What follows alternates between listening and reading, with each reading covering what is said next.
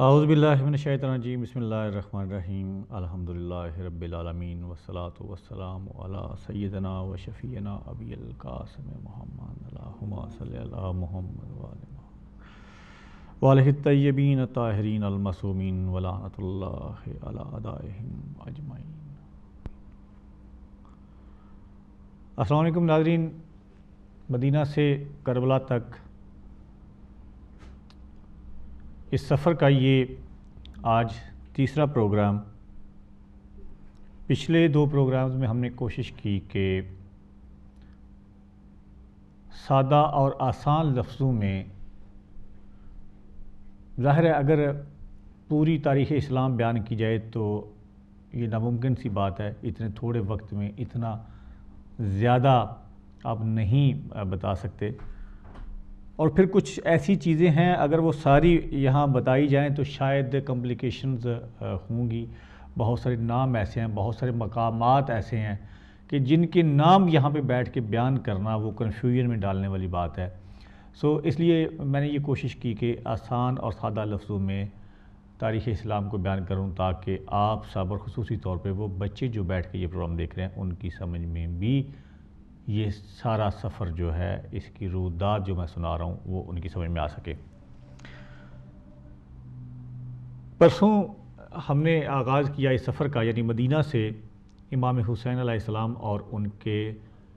خانوادہ رسول کی جو مدینہ سے روانگی ہوئی، مکہ پہنچے، اور مکہ سے پھر 8 ذی الحج کو، یعنی حج سے ایک دن پہلے، صرف 60 ہجری 8 ذی الحج کو امام علی مقام مکہ سے روانہ ہوئے کوفہ کی جانب۔ کل میں نے یہ بھی بیان کیا کہ کوفہ کے حالات جو تھے وہ یکسر بدل چکے تھے، یعنی وہ کوفی جنہوں نے 12,000 خطوط لکھے امام علی مقام کو، اور امام نے اپنا سفیر بنا کے بھیجا، اپنا نمائندہ بنا کے بھیجا کوفہ والوں کی طرف، حضرت مسلم بن عقیل، اپنے چچا زاد بھائی اور اپنے بہنوئی۔ حضرت مسلم بن عقیل اپنے 2 شہزادوں کے ساتھ وہاں پہنچے۔ 18,000 کوفیوں نے آنن فانن حضرت مسلم بن عقیل کے ہاتھ پہ امام علی مقام کی بیعت کی، اور پھر جب یزید کو اطلاع پہنچی اس چیز کی کہ کوفہ میں ایک شورش برپا ہونے والی ہے اور شاید امام حسین علیہ السلام بھی پہنچنے والے ہیں، جبکہ ان کے نمائندہ حضرت مسلم بن عقیل پہنچ چکے ہیں اور 18,000 لوگ جو ہیں وہ ان کے ہاتھ پہ بیعت کر چکے ہیں۔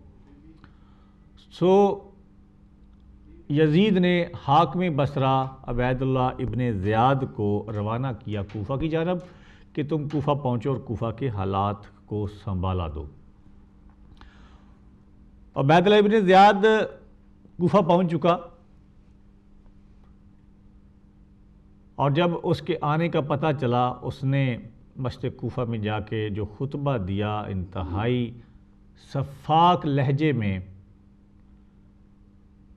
تو کمزور دل جو کوفی تھے وہ سہم گئے، اور جس کے دل میں ایک لمحہ پہلے تک مودت یا محبت اہل بیت تھی، اب ان کے دلوں میں بیزاری پیدا ہونے لگی، اور ان کے دل و دماغ جو تھے وہ حاکم کوفہ، یعنی جو نئے گورنر بن کے آئے کوفہ کے، عبید اللہ ابن زیاد کی طرف مائل ہونے لگے۔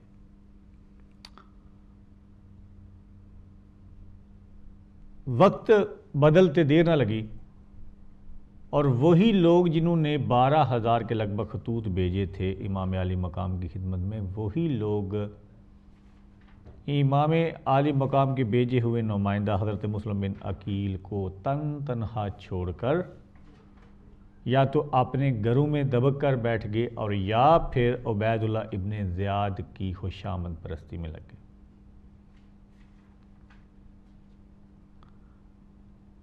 آج میں نے اس سے آگے کی بدل پیش کرنی ہے آپ کے سامنے۔ کل میں نے سرکار حضرت مسلم بن عقیل کی شہادت بھی بیان کی اور ان کے ساتھی اور محب اہل بیت حضرت ہانی بن عروہ کی شہادت بھی بیان کی۔ لیکن آج میں نے بتانا یہ ہے کہ حضرت مسلم بن عقیل تو شہید ہو چکے، وہ جو دو شہزادے آپ کے ساتھ آئے تھے، حضرت ابراہیم اور حضرت محمد، حضرت رقیہ کے دو پھول جو باپ کے ساتھ آئے تھے، اور جب وہ باپ سے بچھڑ گئے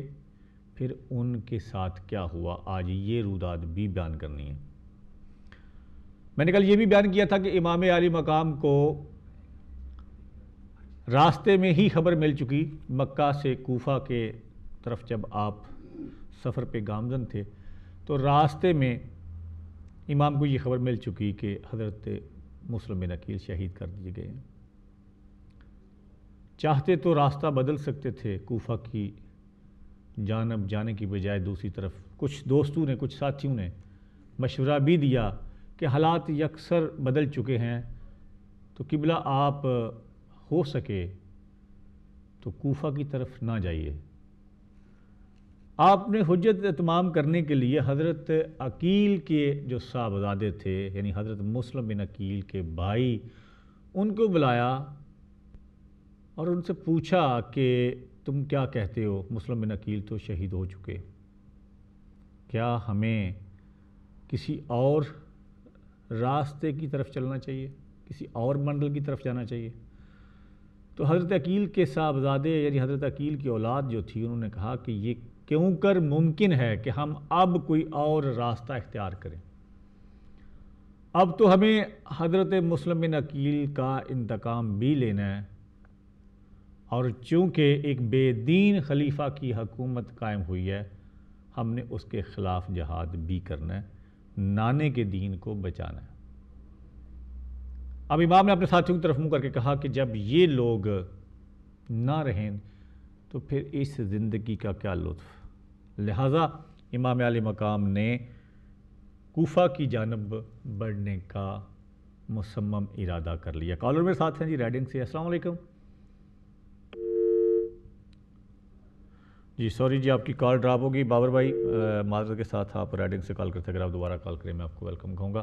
سود و سلام کا چونکہ یہ سلسلہ ہے، اس پروگرام میں ہم کوشش کرتے ہیں کہ آپ سب جو ہے وہ شامل ہو سکے پرساداری کے لیے۔ اسی منڈل کو ہم آگے لے کے چلیں گے۔ علی عمران میرے ساتھ ہیں، پچھلے 2 دن سے میرے ساتھ آپ کے سامنے عزاداری کر رہے ہیں، پرساداری کر رہے ہیں، تو سود و سلام سنتے ہیں علی عمران سے اور اس کے بعد پھر آگے بڑھتے ہیں۔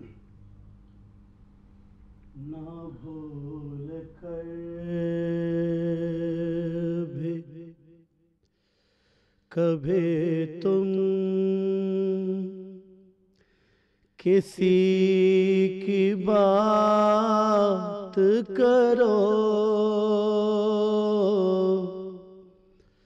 نہ بھول کر بھی کبھی تم کسی کی بات کرو، علی کا ذکر کرو، بس علی کی بات کرو، نہ بھول کر بھی کسی کا نفس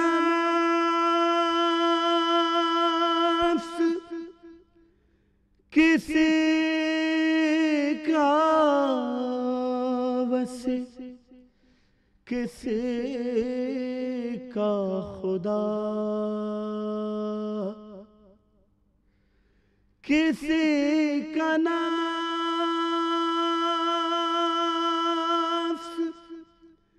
کسی کا وسیع کسی کا خدا، یہ سب صفات ہو جس میں اسی کی بات کرو، یہ سب صفات ہوں جس میں، اسی کی بات کرو، علی کا ذکر کرو بس، علی کی بات کرو، نہ بھول کر علی کے نقش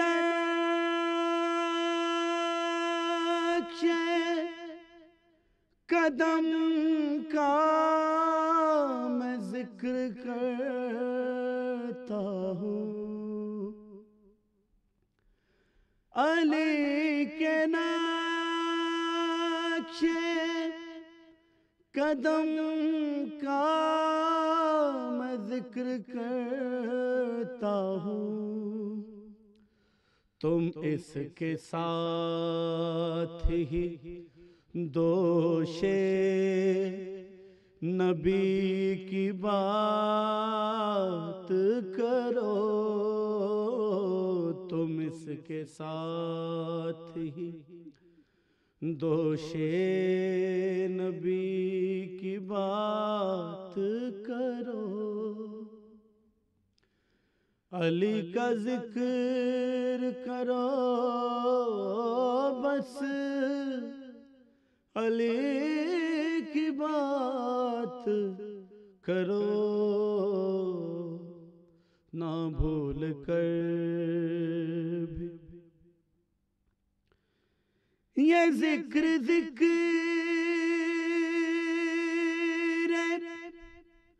نبی ہے، یہی ہے ذکر خدا، یہ ذکر نبی ہے، یہی ہے ذکر خدا، علی کے ہوتے ہوئے کیوں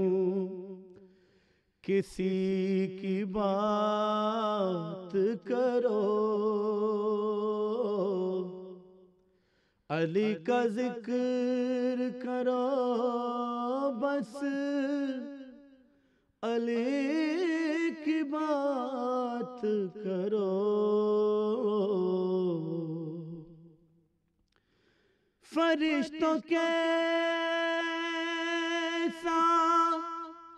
سوال و جواب تربت میں، فرشتوں کے سوال و جواب تربت میں، اب آ گئے ہو تو بیٹھو، علی کی بات کرو، علی کا ذکر کرو بس، علی کی بات کرو، نہ بھول کر بھی لحد میں میری اندھیرا ہو غیر ممکن ہے، جہاں علی ہو وہاں روشنی کی بات کرو، علی کا ذکر کرو بس، علی کی بات کرو، سمجھ میں آ نہ سکے گا کبھی علی کا مقام، سمجھ میں آ نہ سکے گا کبھی علی کا مقام، نہ اس طرح سے دیوانگی کی بات کرو، علی کا ذکر کرو بس، علی کی بات کرو نہ بھول کر بھی۔ اللہم صلی علی محمد۔ ماشاءاللہ۔ میں معذرت چاہوں گا جی کہ کچھ کالرز ہولڈ پہ تھے، اور چونکہ علی عمران پڑھ رہے تھے تو میں کال نہیں لے سکتا تھا۔ اگر آپ دوبارہ کال کریں تو میں آپ کو ویلکم کہوں گا۔ ایک چھوٹا سا وقفہ لیتے ہیں ناظرین، دوبارہ آپ کی خدمت میں حاضر ہوتا ہوں۔ Brought to you by Eat Griller, eat healthy, all without frying, no fat, no oil. ایبر ٹریول لمیٹڈ، خادمین حرمین الشریفین 25 سالوں سے حج، عمرہ اور زیارات کی خدمات۔